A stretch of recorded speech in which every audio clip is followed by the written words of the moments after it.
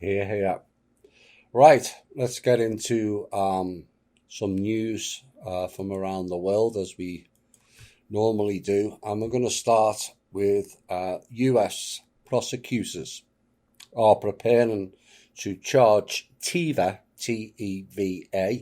Pharmaceutical Industries Limited, with conspiring with competitors to raise prices for generic drugs. And the Justice Department is planning to charge them as soon as Tuesday after the company rebuffed a settlement that would have required paying a criminal penalty and admitting wrongdoing, said the person. Now, Teva's US traded shares fell as much as 6% on the news and were down to 2.3% to $9.41 on Tuesday in New York.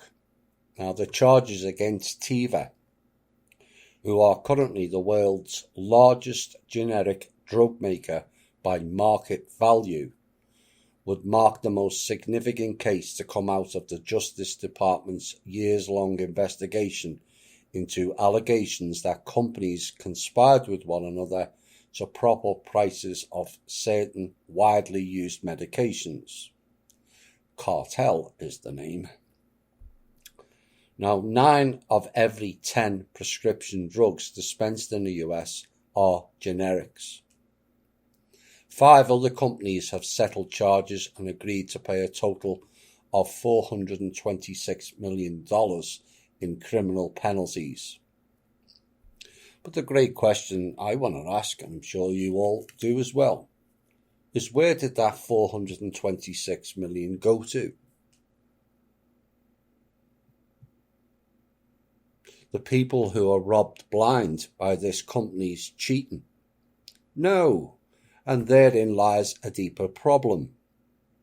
With every purchase tracked now, they could quite easily have gone through the database and reimbursed the purchasers based on their quantity of buying with a rebate.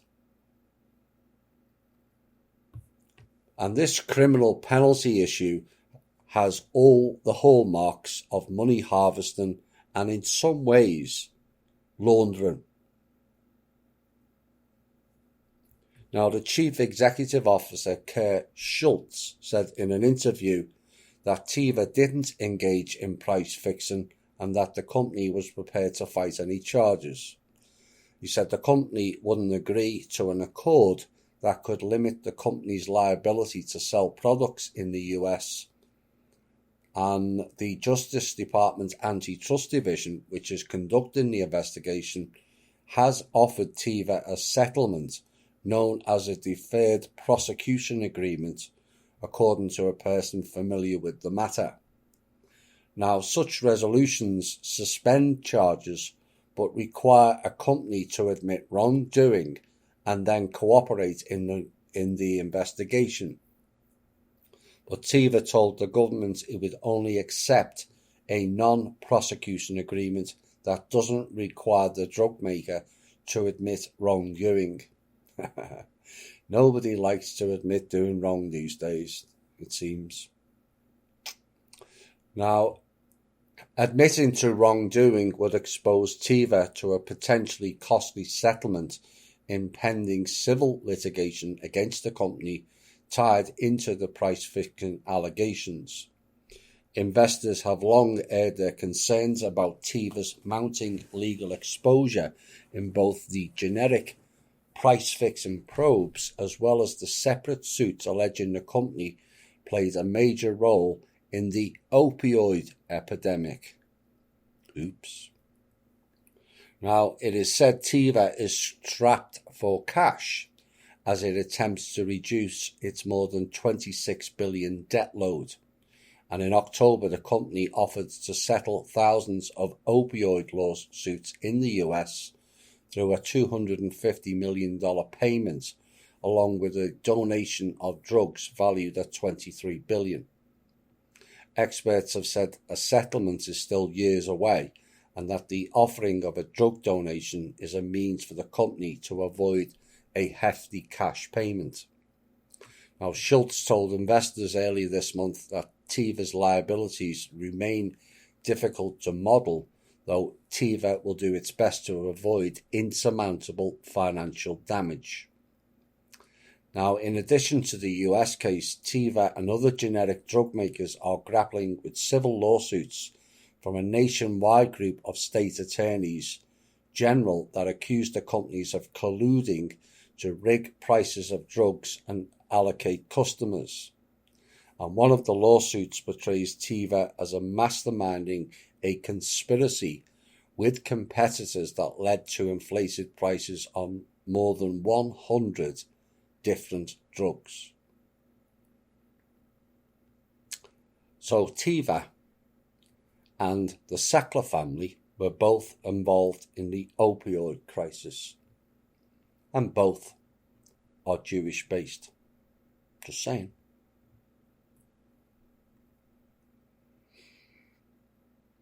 UK now, serious financial issues going on there, and some families have had to abandon balanced meals for lack of money during this fake virus crisis, while many have faced physical and mental problems, according to a report this week.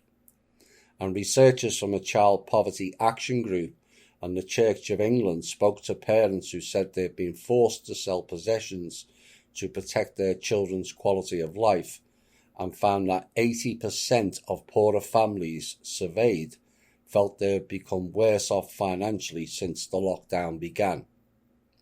Now, the findings underline the disproportionate strain being placed on the poorest households as the UK struggles to deal with the pandemic. And in June, the Resolution Foundation said that while many low-income families were turning to credit cards to get by under lockdown, many higher-income households were able to save more money as their costs fell. The researchers found that costs had gone up for many low-income families, and many of whom were having to spend more on food and utilities than before. Meanwhile, many had lost work either as a direct result of the lockdown or the loss of support such as childcare. And the Child Poverty Action Group said it had found many children who were eligible for free school meals in England had not been receiving them. And it called on the government to extend the scheme to all families in receipt of universal credit, which sounds eerily like universal basic income, or working tax credit, with a view to bringing in universal free school meals for all children in the long term. And the charity said ministers should also increase child benefit by £10 a week and add an extra £10 a week to the child element within universal credit and child tax credits, and also abolish the benefit cap, or at least suspend it for the duration of the pandemic. Back to the US. The Democratic-led House on Saturday passed legislation preventing the US Postal Service cutbacks at least through January and providing it with a $25 billion in additional funding, reflecting Democrats' concerns that delivery delays affecting basic mail service would spill over into an election being held during the pandemic. Now, in a rare Saturday session held during August recess, the bill passed 257 to 150 with the support of 231 Democrats and also 26 Republicans. It was opposed by 149 Republicans and 1 independent. Now, the non-speaking House Speaker, Nancy Pelosi, brought the measure to the floor over the objections of House Republican leaders.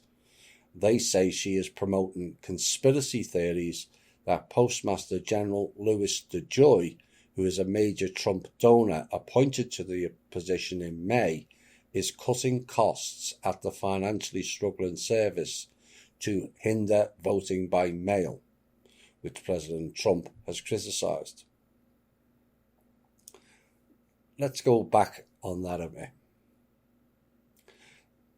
They're stating that the Postmaster General is cutting costs at the financially struggling service. Well, if people are struggling financially, surely the first thing you would do is to cut costs. Or you can do what Keeping Up with the Joneses programme does and keep borrowing and creating debt. Now, representatives of the Post Office have repeatedly stated that they do not need money and will not make changes. And that was tweeted by Mr. Trump on Saturday. And he said this is all another hoax by the Democrats to give $25 billion unneeded dollars for political purposes without talking about the universal mail-in ballot scam that they are trying to pull off in violation of everything our country stands for. Does anyone ask why the Democrats are so interested in mailboxes all of a sudden? Or that they would have a special session and wish to push through funds for mailboxes, and yet they won't do it for the people.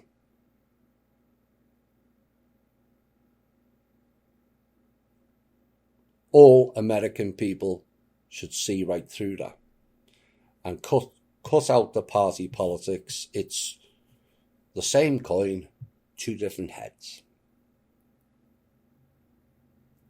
They can delay all stimulus money.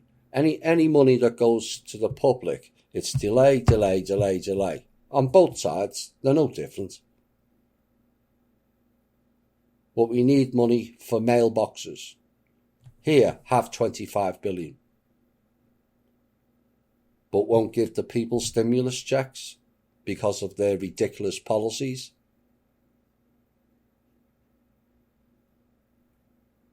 Just saying.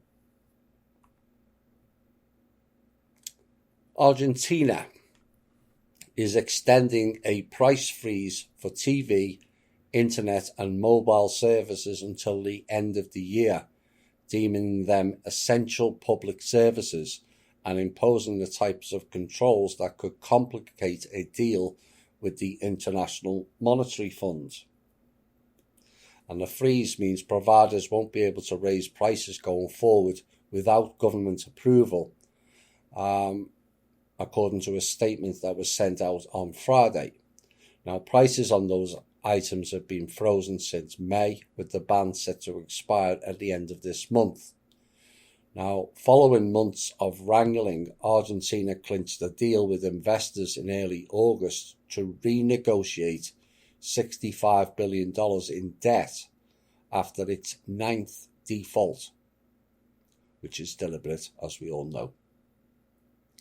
Now, amid what's expected to be the deepest economic contraction ever, the South American country has to win back the confidence of its global markets. Inflation is running at 42% annually, and the nationwide lockdown to curb COVID-19 deepened the economic contraction. Now, Argentina has also already frozen prices on 2,000 consumer goods it also deemed essential, unlike America then, where the cost of meat has gone through the roof. I'm sure you've all noticed, and many other food items. And they say, as we face the restrictions the pandemic imposes on us, nobody should have to give up part of their income to cover price hikes on those services, according to President Alberto Fernandez. And he said, we're guaranteeing access for everyone. Now, his government has banned layoffs, doubled severance pay, and implemented various currency controls. And the decree was published Saturday.